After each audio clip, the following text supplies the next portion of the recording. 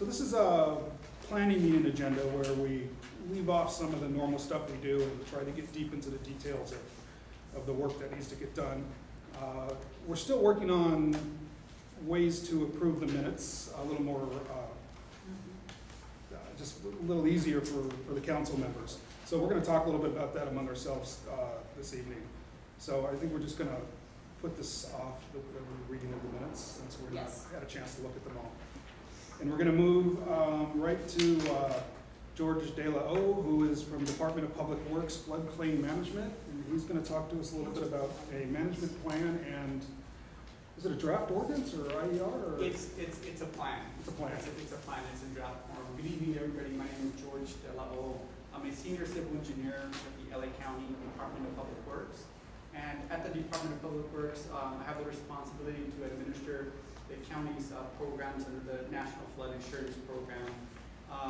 The county has been a participant of the NFIP since 1980. And one of the requirements that it does have is that we develop a floodplain management plan and then to update it every 5 years. So this is our most recent update that we're doing. We've worked over the past year on drafting it. It is available now as a draft for public comment. The comment period started on June 2nd and will run through July the 7th. We have some flyers here that have the website address where the plan is accessible, and you can also submit your comments directly in on that page. We did send a notice of that flyer to everybody who has a property structure within that floodplain. That will send first week of June. And just briefly, what this plan is about. First of all, it's for the county unincorporated areas. So this is just focusing on those. It was put together with a steering committee that consisted of both general public representatives and then also county representatives, and they would provide opinions on where we should go, coming up with the mission, goals, objectives of the plan and such. We did follow FEMA's prescribed steps, so everything that's in here, it was needed. It is a lot of information, I admit that, but we want to make sure that we get the full amount of points for it. It addresses, first of all, it identifies all the watersheds within the county unincorporated areas, what the flooding sources are. We've got different things, in some areas we've got flash flooding, other areas just riverine, and then we do have some urban flooding and a little bit of coastal in the unincorporated areas. And then we used FEMA's program, what they call HAZAS, and what you do is you input the U.S. Census information, populations and such. You input all the county's information on facilities, roads, bridges, buildings, and what it does is it overlays the floodplains, and then it tells you, okay, this is how many people are, estimated number of people are in the floodplain, 100-year or 500-year floodplain. Here's how many structures. This is the value of those structures. So it does all that. And then, kind of the more important one is the vulnerability. So then it says, okay, if there was a 100-year flood, okay, what would the potential damages be to those structures? And so it gives the estimates on those, and those are based on the flooding depths for the particular storm. So maybe it's 1 foot, maybe it's 2 feet, maybe it's 3 feet. Obviously, the damages will increase by the more the depth. And then it ends up with mitigation initiatives. So basically, what can the county do and what can the general public do to help mitigate some of these flood hazards? So it goes everything from the county continuing to do our outreach to let the people who are in the floodplain know that they have a structure there, and give some suggestions of what they need to mitigate. We also are going to keep track of what we call the repetitive loss properties and provide them technical assistance to be able to mitigate. Those are properties that have had more than 2 or more flood insurance claims of at least $1,000 within a 10-year period. So basically, they've been damaged multiple times. Very likely they're going to get damaged again. That's what we can do for them. And then, of course, something simple like providing sandbags. So the county has, especially this past year, provided, I forget the count, I think it was about 1.2 million sandbags to residents throughout, so that they can prepare for the El Nino storms. not too many storms, but, you know, we wanna make sure we're ready. And then we also wanna continue our reminders, to property owners who do have a stream or a creek within their private property, to keep it clear of debris that may cause, you know, backup, and cause flooding. And then, grants. There are grants available from the state and federal levels that either the county can implement or even, private residents to help mitigate some of their properties. So that's something that we're still gonna be looking at. And then even considering, converting some of the real high-risk properties into open space. So that's kind of some of the ideas, some of the initiatives in there. There's a total of 35. And again, it's a draft plan. It's open for public comment right now. And the URL is, the website address is on that flyer. And that's about it. And if anybody has any questions, I'll be glad to. Isn't it true that FEMA widened the floodplain in Acton? FEMA right now is, actually they're in the process of changing the maps. They did the study of the Santa Clara River and some of the tributaries, and I believe it included this area. I don't This is remember the offhand. Santa Clara River, not just tributaries, it is the river. Correct, So correct. that portion of the river, Yeah, did they not Right. widen it? I don't remember offhand if it got wider or smaller. Is that map in this document? No, well, I'm sorry, yes, it is a very general, but the new map that they're coming out with, probably later on this year, is not in there. This is They basically mean what's or on they mean FEMA? FEMA's maps, FEMA, yeah. Now, is it correct to say that if because I happen to know that they did widen FEMA, because I've had several calls from residents who now are looking at thousands of dollars of flood insurance. A parcel that now has a portion in the new flood zone, does the county, or to your knowledge FEMA, determine that entire parcel is therefore in the flood zone, or just the portion that's actually in the flood zone? It would just be whatever's actually in, so you can't have like, you know, some people have some pretty big lots.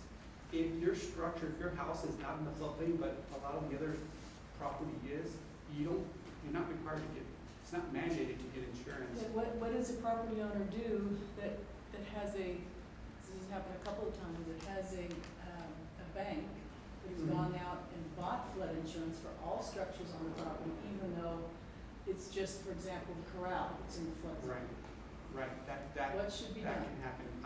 It has happened. That's the bank's property also. But they're citing the FEMA flood maps. Right, I understand, yeah. And that's not unusual. So what should they do? Because we're I getting mean, the from. worst case scenario, I mean, get a new mortgage lender. I don't know, that's what I Don't probably they use the consider. same maps though? Yes, they all, but not all banks are gonna have the same strict requirement. Okay, and, Now, if the structure is in the floodplain though, the banks are mandated, they will get a penalty if they don't impose it on you. no, just the only part that's in the new flood zone is the corral. But all the houses, the outbuildings, all of that is now, they had to pull out, the bank pulled in this one instance, 5 new Yes, flood that's policies, not- one for each structure, even though That's not one needed. is 100 feet away.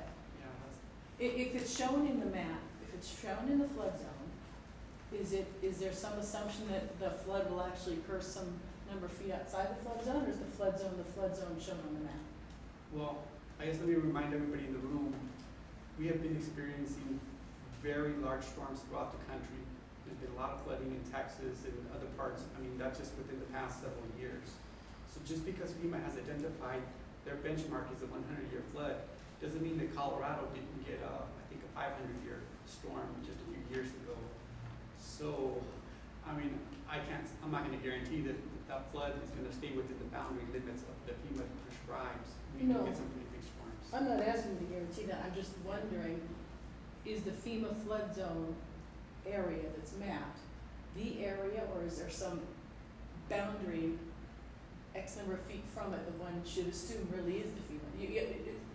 Is the map to be assumed to be what it is, or is there some additional area that FEMA assumes also I would is say incorporated? especially for requirement to buy insurance. It should be the actual boundary. Okay, that's what I had thought, but Yeah. so I'm glad you confirmed. And there have been some, and just for everybody, there have been, one of the other things that I didn't mention it, but some of the other initiatives in here is basically us going in and continuing to improve the maps, because we know that there are some areas that can be improved upon, be more accurate.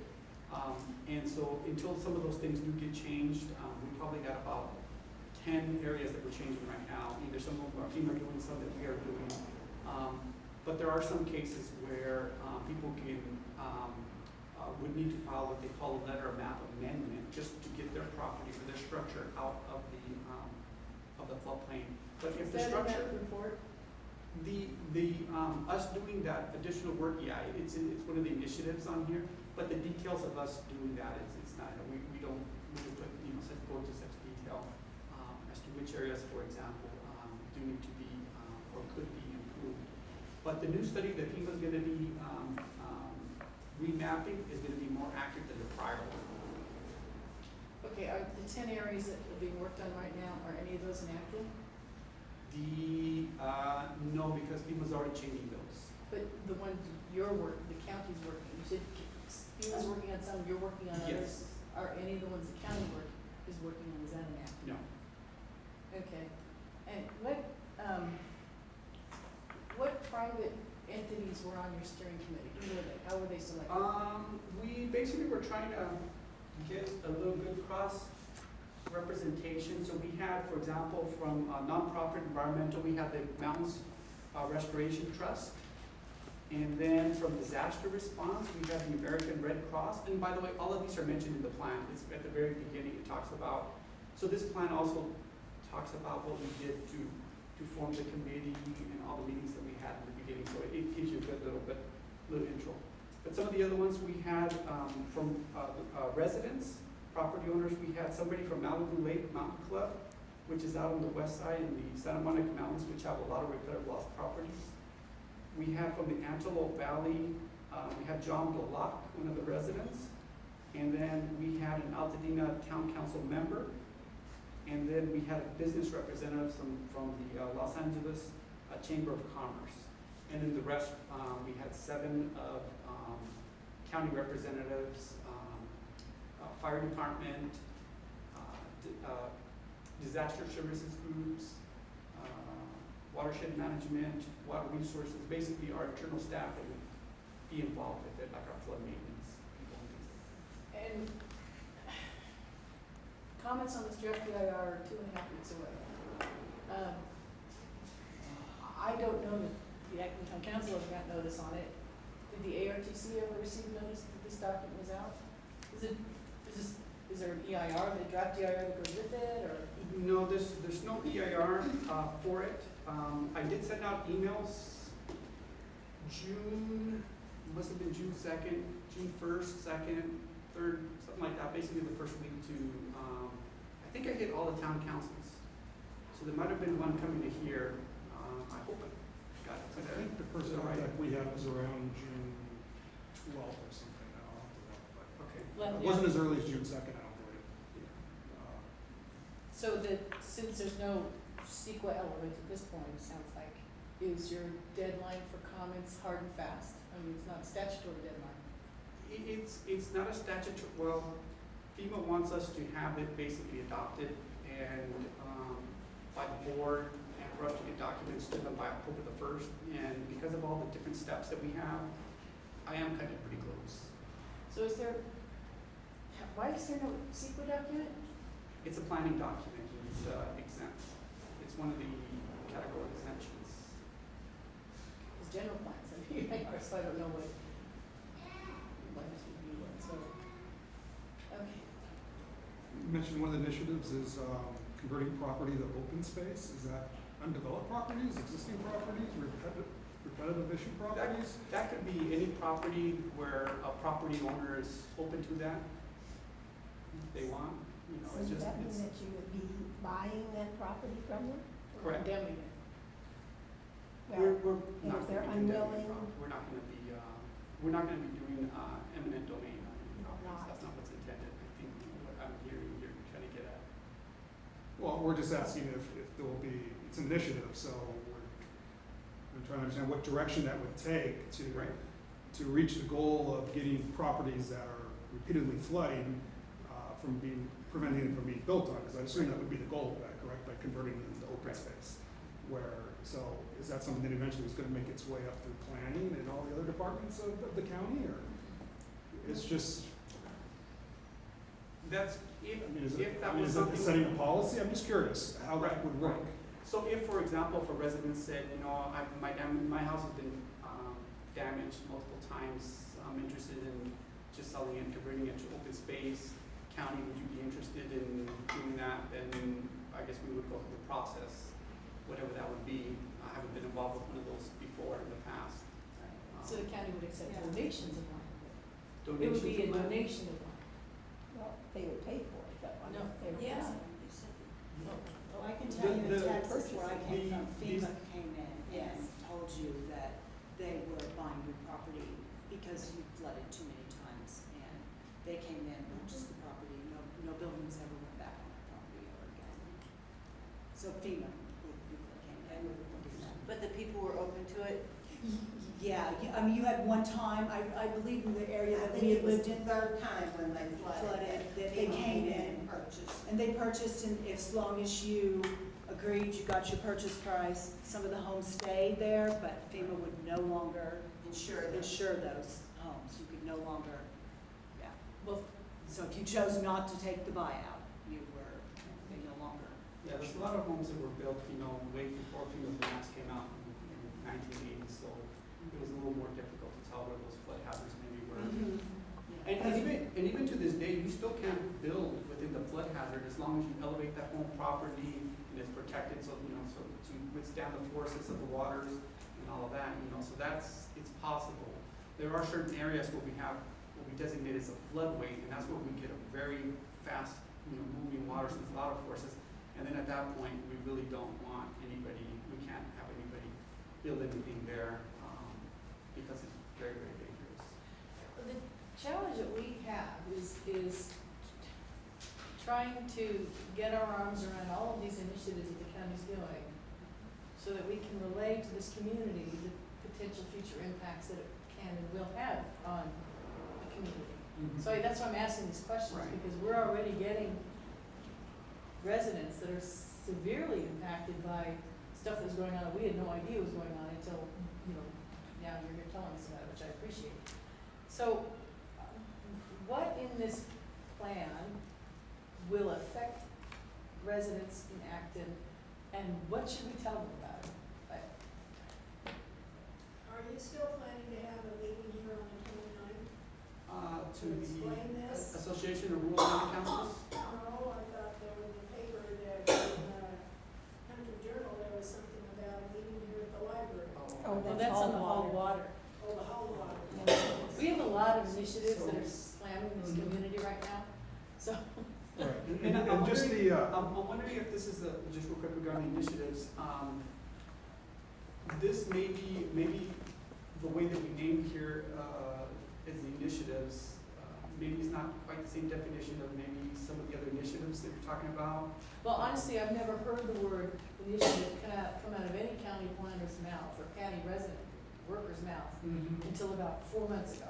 And now suddenly everything's an initiative. So I think it's an overused term that was never used before a few months ago. Right. So I would say, let's just say, what about if I called it mitigation alternatives? Because these things, we may not be able to do everything that's in here. We're gonna do our best to implement, but it's not always possible.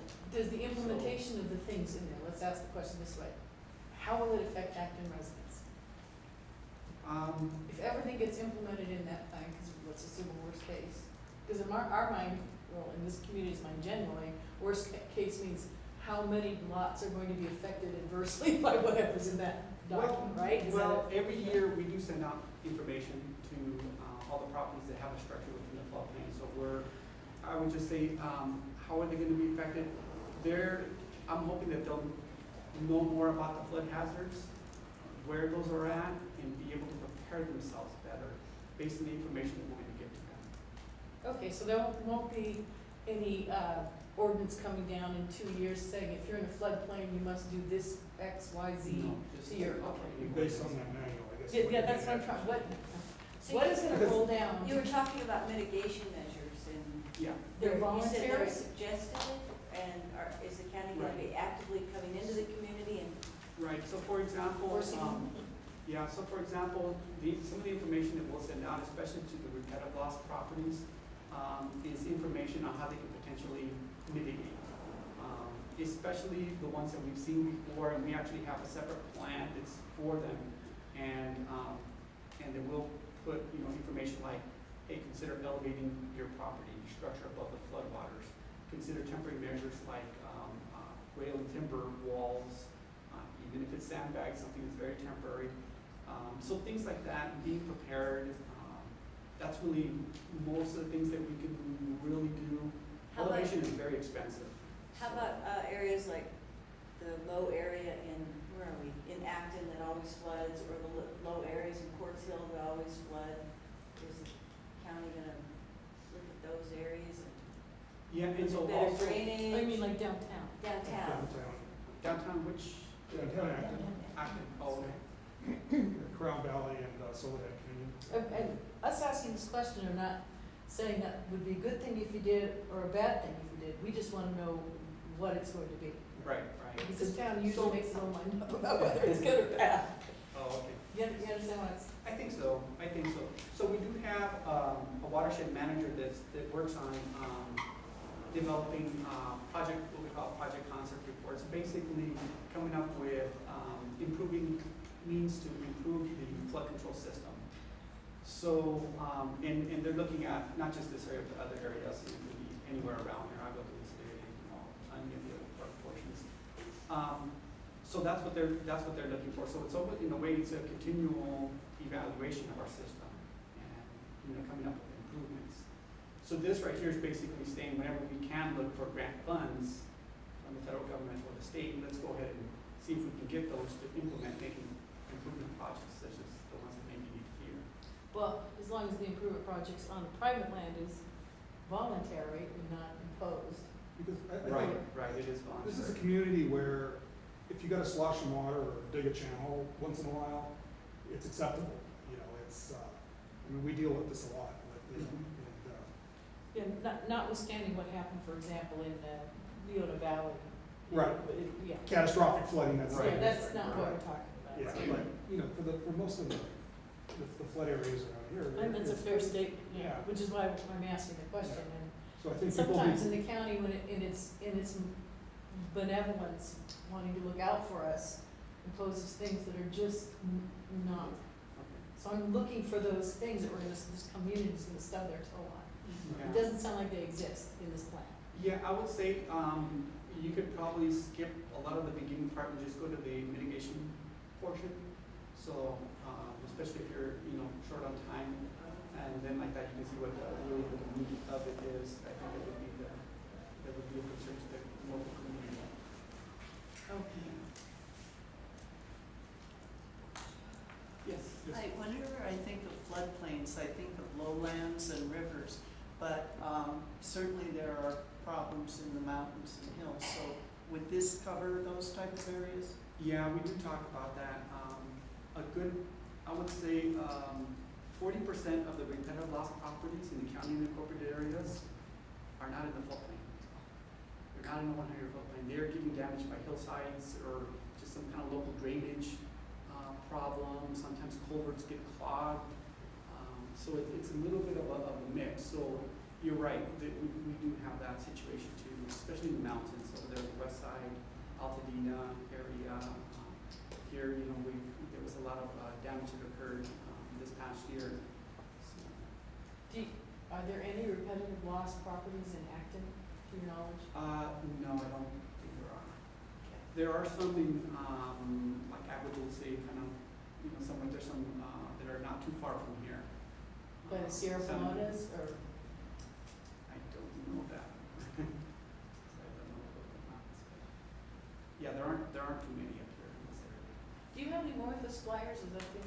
I put like 27 on Oh, the table in the back. wonderful, okay, thank you.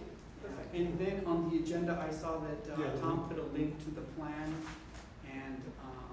council, you can submit the comments like that too on the same page.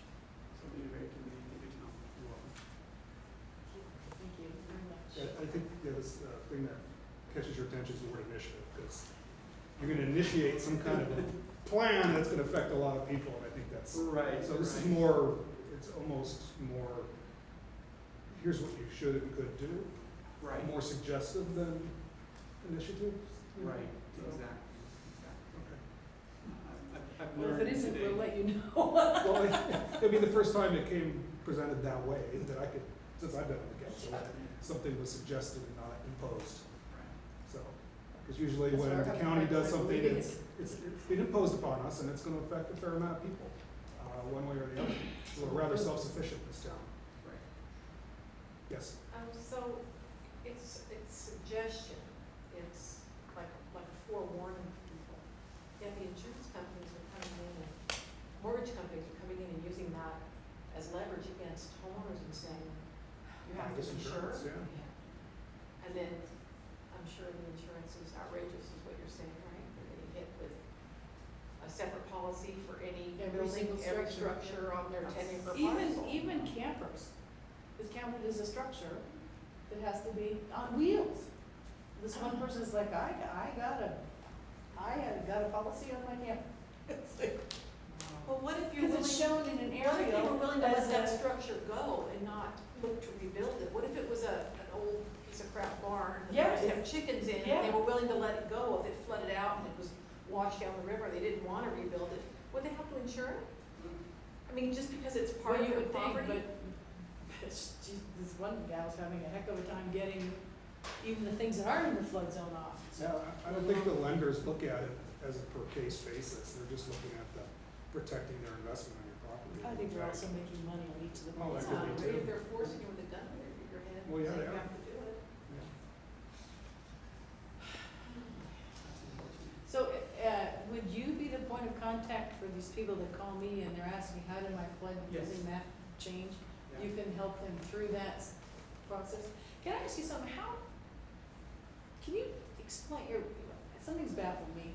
Down there towards Canyon Country, they, I don't know if it's unincorporated or the city, but half the lake, or I'm sorry, riverbed has been raised and now they're putting homes on it. You know what I'm talking about? They moved Yeah, the Santa Clara River right there around the yeah, San it's Canyon been area. cut by 50%, narrowed by 50%. Is that something you know anything People about? don't remember what it can be like sometimes. That's why I'm asking the question, I think you need to go talk to Tippy, right? Didn't she lose like? or Yeah. Elizabeth. Yeah. I saw that run shore to shore and take out water pumps for the Took new out homes the and. one bridge there. Yeah. Yeah, on 1968, Sierra Highway wasn't it 68? Down there in Canyon Country, took out the one over that Soledad. was Yeah. 69. Is it, do you know anything Might have about been that? 69, 68. I know there are some developments that have gone in the past, I don't know the timeframe for that, but, Was that county or city? I'm not sure of the area, and I know the city's been It's right near San incorporating, yeah, it's been incorporating quite a bit, like all that, I think San Canyon, the city annexed that. So it's like a- Maybe it's Probably near- engineered, Or Santa Clara, they right? probably engineered a wall. Well, they've Access elevated above it. It's just a to bunch of 25 dirt, feet. but the Yeah. dirt washes away. Right. Oh, You know, well, it's a dirt with a cement wall and rocks and all those things, but, you know, the minute one of those becomes damaged. I just, it's just, right. I see that and I'm hearing about, you know, mitigating homes in the flood area. Right. Home developments are in the area. So in the county unincorporated areas, they would go through our land development division and they would require that there's adequate bank protection so that if you get a certain storms, they would come in, that it would be able to withstand that. Now, in some cases, there's a potential also that they might like basically build the concrete part and then put dirt over it, soil, just so that you have a little bit more of a natural look, or they might put like soil cement. I've seen in some of the other areas trying to kind of keep some of that nicer, natural look. So that's always the case, and then we do go through, basically, and go through FEMA to adjust the map so the homes, once they are completed, are shown as out of the actual floodplain. Oh, Well, it's that's interesting. convenient. So this is a case of where they've mitigated the flood issues by building up. And And then it actually no got the longer flood becomes a back. floodplain. Right, correct. Okay. Okay. So- Seems a little. And those developments would go through the PIR process, considered as a board, so that's a whole bigger level, as opposed to a single lot that somebody wants to put their home on, a little bit of a different Which- process. Again, is why we worry about these kind of things, because that's the challenge of a single homeowner versus a developer where the city or the county wants to have in there because of the amount of development that's gonna be beneficial. And to it. often incentivizes it. It incentivizes it. So they get to build up, get mitigated, and get taken out of the map, and we get stuck with procedures that have to be done. This suggested now, but possibly mandated in the future. Single properties can also be filled to raise the homes down. Right, but it's not, may not be cost effective for us. Correct, right, definitely, definitely. Okay. Anybody have any other questions? Thank you very much for the time. All right, thank you. Appreciate it.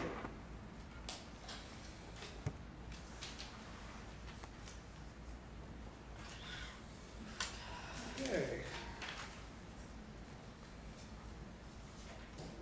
Planning petition drive.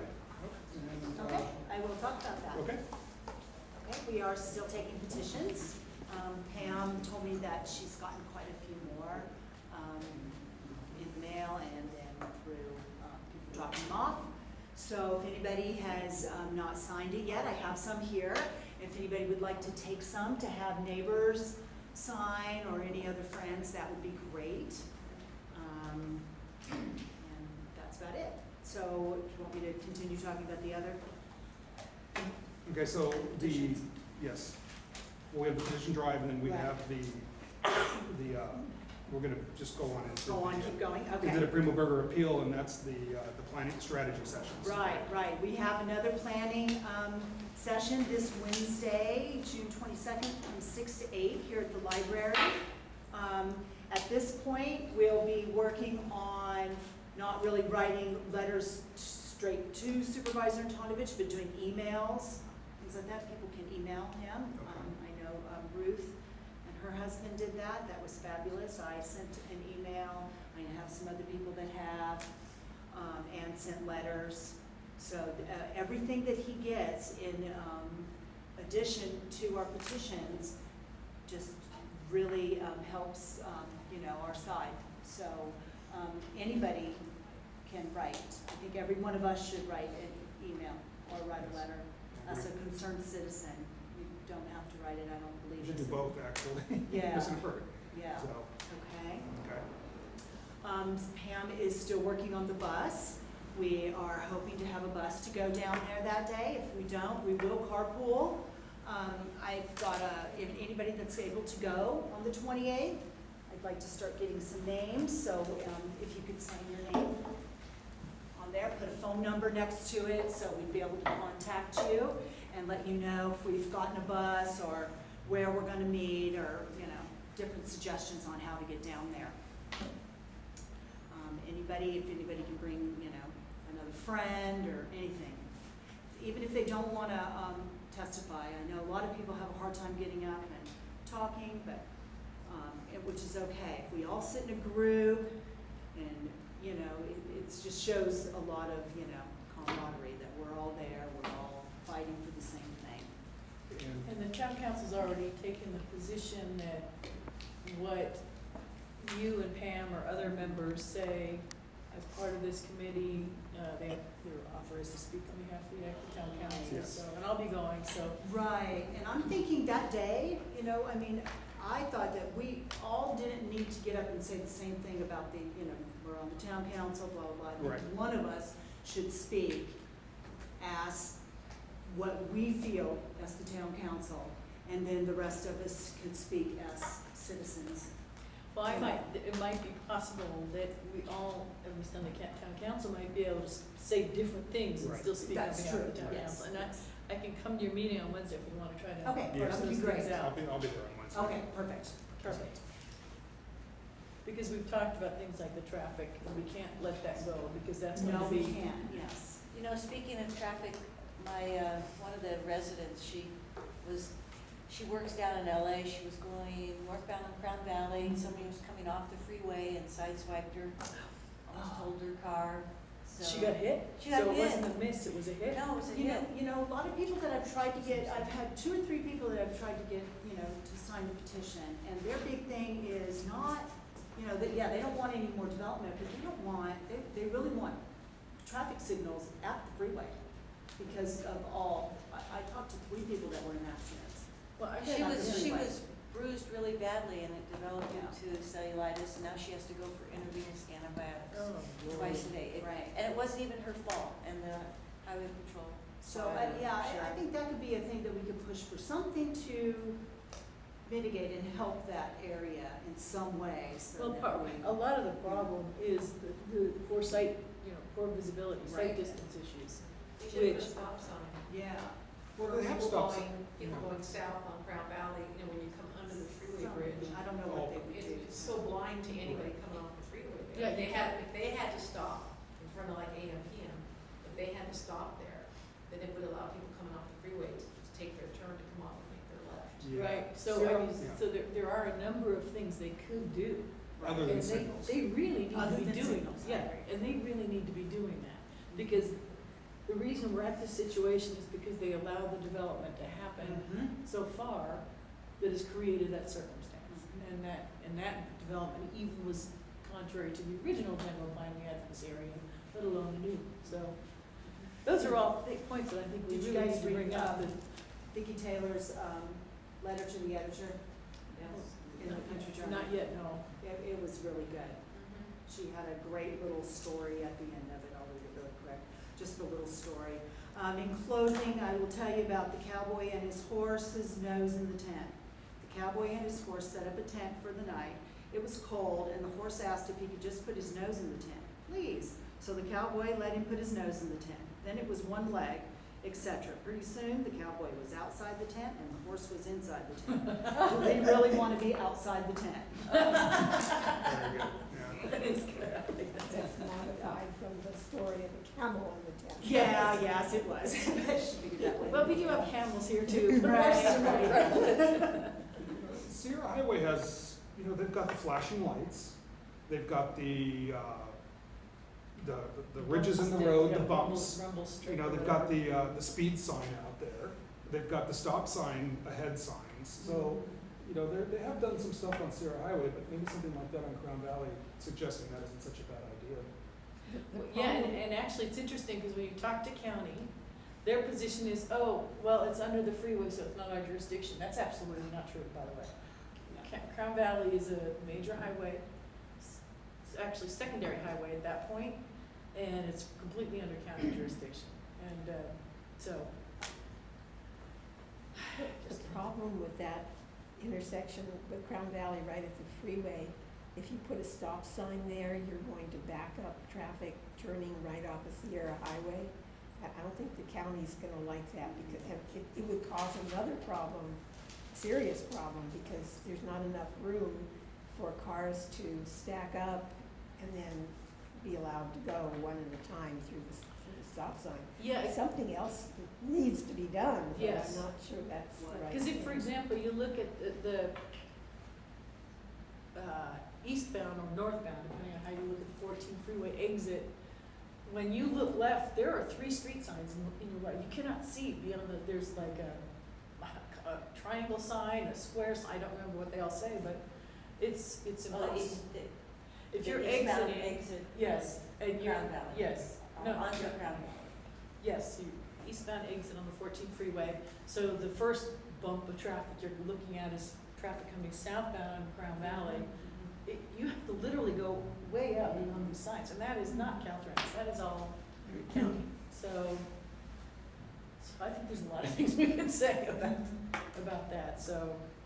Well, the relevance to this is, this is more of a public works kind of. Yeah, but it's also Conversation. exacerbating, which you're pointing out, the existing situation is untenable, and this project, the drive-through exacerbates that, Right. clearly.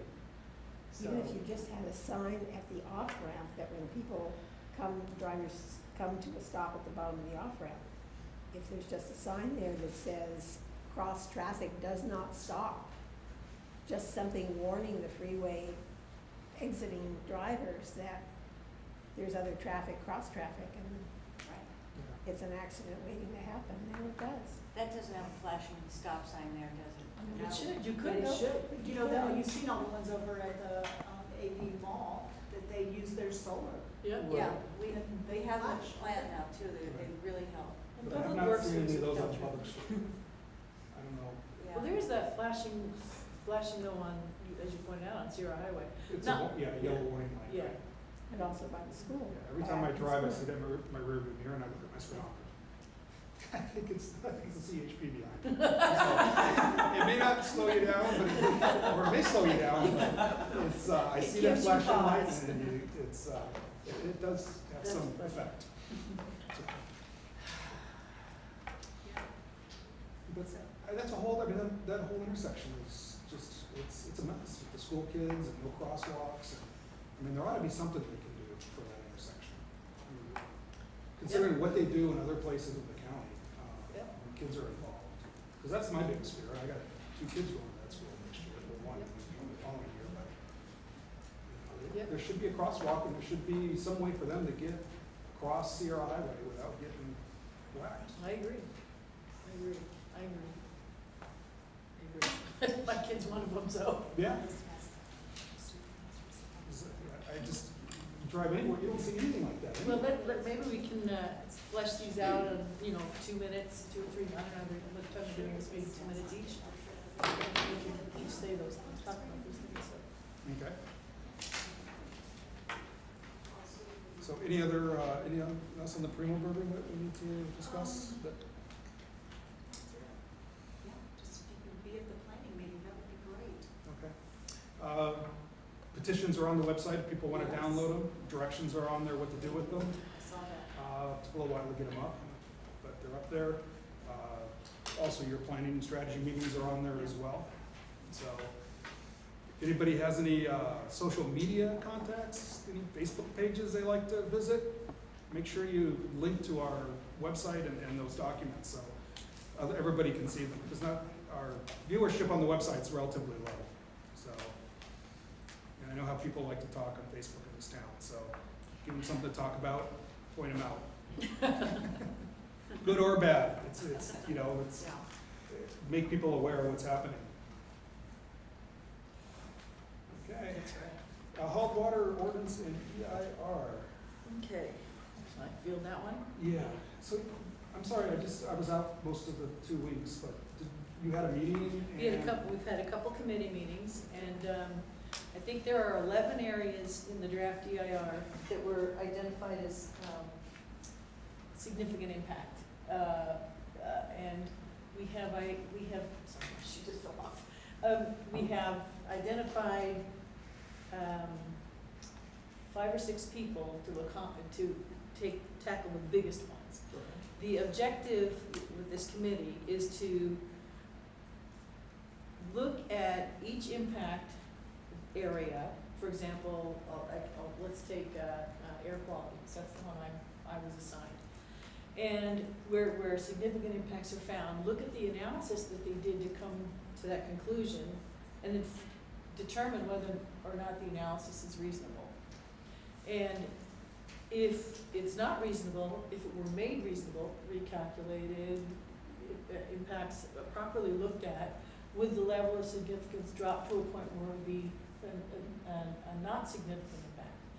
In which case, the more impact areas that we can reduce from significant to less than significant, the more reason the county would have to approve this project as proposed, because it would have less significant impacts.